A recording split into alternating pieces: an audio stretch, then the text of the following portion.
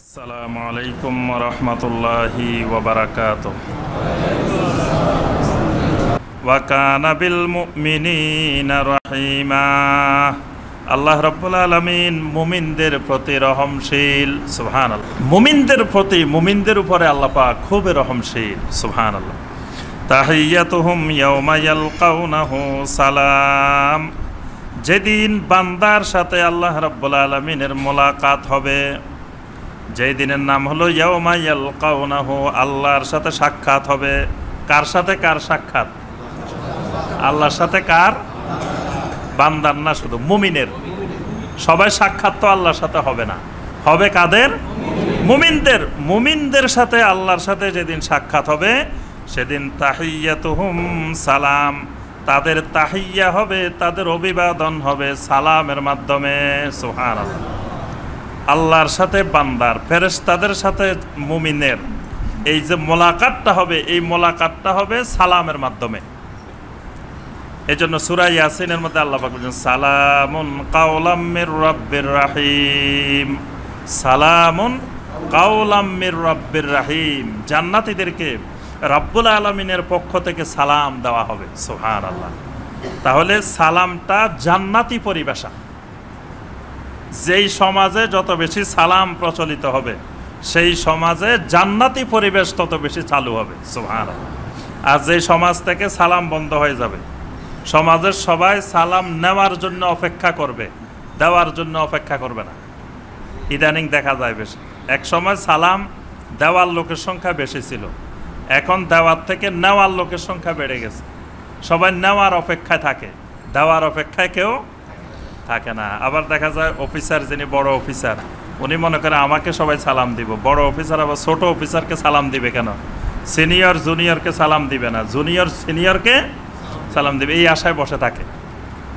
সালাম, অথচ সালাম একজন মুমিন আরেকজন মুমিনকে বড় কি ছোট, কি অফিসার কি নন অফিসার, এটা বোঝার কোনো দরকার নাই। মুমিন দেখা মাত্রই সালাম।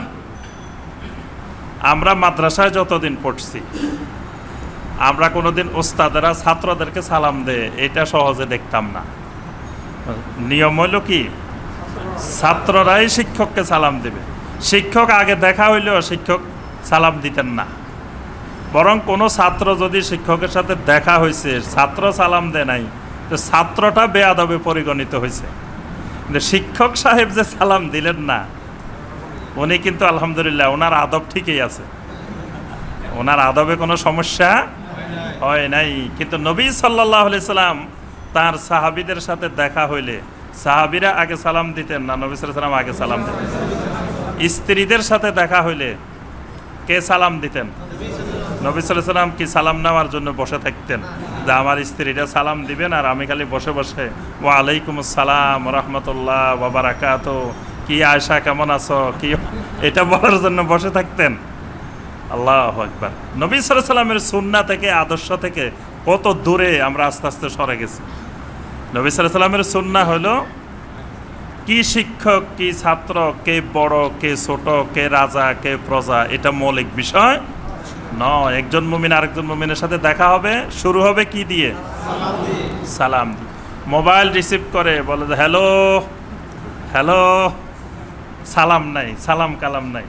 খ্রিস্টান পদ্ধতিতে, অমুসলিমদের মুশরিকদের পদ্ধতিতে আপনার মোবাইল রিসিভ করে।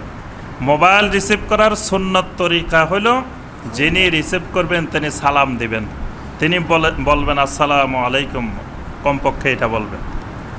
এটা আবার যদি কোনো অমুসলিমকেও সালাম দিয়ে দেন কোনো অসুবিধা নাই, কারণ আপনি দেখতেছেন না যে আপনার ওই পাশে মুসলমান না অমুসলমান। সুতরাং আপনার সুন্নত তরিকা হলো সালাম দিয়ে আপনি মোবাইল রিসিভ করবেন। আবার দেখা যায় একজনের কাছে সালাম দিয়ে রিসিভ করলেন, উনি আবার উল্টা সালাম দেয় আসসালামু আলাইকুম। ওই যে ওই পাশ থেকে যিনি ফোন করছেন উনিও আসসালাম, উনি আর ওয়ালাইকুম আসসালাম বলেন না। কারণ অনেক সময় বড় ছোট মনে করে যে ওয়ালাইকুম আসসালাম বললে আবার বেয়াদবি মনে করবে। ধরেন ছেলে, বাবা ছেলের কাছে ফোন করছে, তো এদিক থেকে, অথবা ছেলে বাবার কাছে ফোন করছে, তো বাবা কি ফোন রিসিভ করে কি বলবে? তো ছেলে মনে করে বাবাই সালাম দিছে, আমি যদি ওয়ালাইকুম আসসালাম বলি তো বাবা তো কত বড় বেয়াদব হয়েছে, এ আমার সালাম নে, ওয়ালাইকুম আসসালাম, ছেলে আবার সালাম দে আসসালামু আলাইকুম, এরকম হয় না? কিন্তু এটা সুন্নতের খেলাফ। যিনি প্রথম মোবাইল রিসিভ করবেন তিনি আসসালামু আলাইকুম বলবেন, তিনি ছোট হন আর বড় হন যাই হন। আর যিনি ওই পাশ থেকে শুনবেন তিনি বলবেন ওয়ালাইকুম আসসালাম রহমতুল্লাহ। তিনি পরে যিনি বলবেন তার উপরে সালামের জবাব দেওয়াটা ওয়াজিব, তিনি বড় হন আর ছোট হন। দেখা গেছে আমরা এই সুন্নতি পরিবেশ আমরা ভুলে গেছি। জান্নাতীদের সাথে, মুমিনদের সাথে আল্লাহ পাকের যখন মোলাকাত হবে, তাহিয়া হবে সালাম, আল্লাহর পক্ষ থেকেও সালাম। আবার এক মুমিন আর এক মুমিনকেও দেখা হইলে জান্নাতে সালাম, ফেরেশতাদের সাথে দেখা হইলে সেখানেও সালাম।